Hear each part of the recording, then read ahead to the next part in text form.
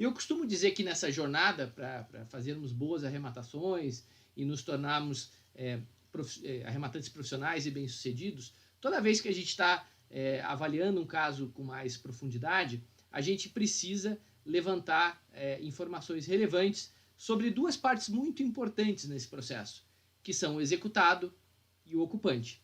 E eles podem ou não ser a mesma pessoa, né? Às vezes vai ser a mesma pessoa, às vezes não. E aí a gente vai falar um pouco sobre levantar informação sobre cada um deles. Bom, gente, é muito importante a gente saber o perfil do executado e do ocupante e como eles vêm se comportando. E talvez a dúvida que você possa ter é por que a gente precisa saber disso, né? E a primeira resposta à tua pergunta é que a gente precisa entender o que nos espera, né?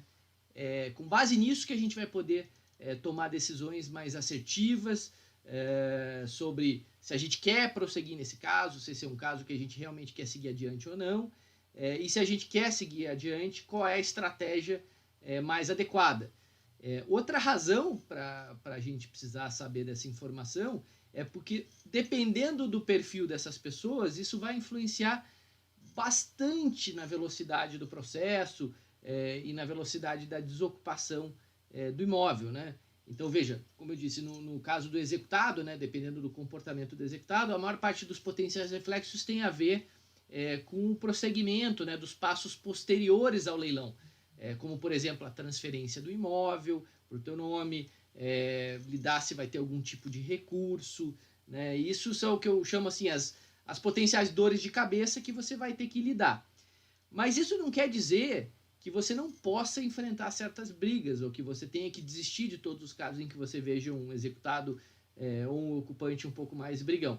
A questão é só de você saber onde você está se metendo e você tomar uma decisão consciente de que você quer, quer entrar nessa discussão e tem que ter uma razão, né? Não adianta também entrar em casos ruins ou complicados por uma rentabilidade que não vai ser adequada. Então tem que ter uma razão e você tem que saber que você está entrando nessa jornada e que você tenha consciência de que você está capaz, aí, que você tem as ferramentas e a capacidade de se defender, de você, enfim, atacar quando você for. E quando eu digo atacar, não estou falando numa seara física, não, estou falando no sentido mesmo de jornada, né? Uma jornada. Aliás, até já que a gente está falando sobre esse assunto, né? Eu gosto muito de um livro do Sun Tzu. O Sun Tzu é um conhecido general chinês que escreveu um livro bem famoso chamado A Arte da Guerra. Ele é tido como um dos principais estrategistas militares, né? E já há muito século, acho que ele é do século III ou século IV, quando ele escreveu esse livro. E ele fala muito sobre a importância de conhecer o seu inimigo, né? E tem até uma passagem desse livro que eu queria ler para vocês aqui, que fala o seguinte: se você conhece o inimigo e conhece a si mesmo, não precisa temer o resultado de 100 batalhas. Se você se conhece, mas não conhece o inimigo, para cada vitória ganha, sofrerá também uma derrota.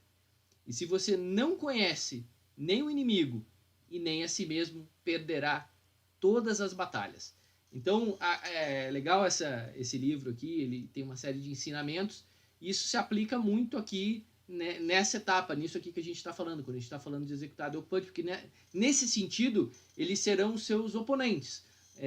No sentido de que, enfim, você vai estar querendo arrematar e desocupar, e eles vão querer estar fazendo tudo para atrapalhar esse processo, provavelmente, ou atrasar esse processo, enfim, evitar que isso aconteça. Natural, né? É natural que a pessoa vá se movimentar nesse sentido, e por isso que eu trouxe aqui essa reflexão sobre o livro da Arte da Guerra lá do Sun Tzu.